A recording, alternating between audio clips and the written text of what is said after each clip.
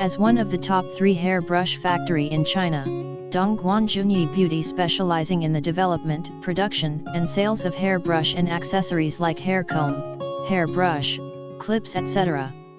And the products are sold all over the world.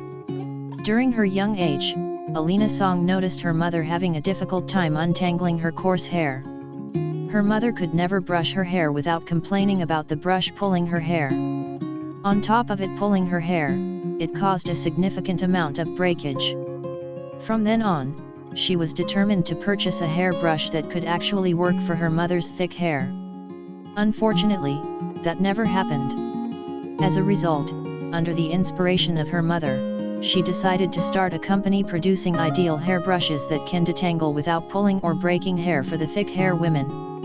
7 years ago, Alina launched JUNYI Beauty featuring various types of hairbrushes. No more pain, no more pulling, no more breakage. It was able to gently detangle knots while also styling the hair and leaving it with a natural shine.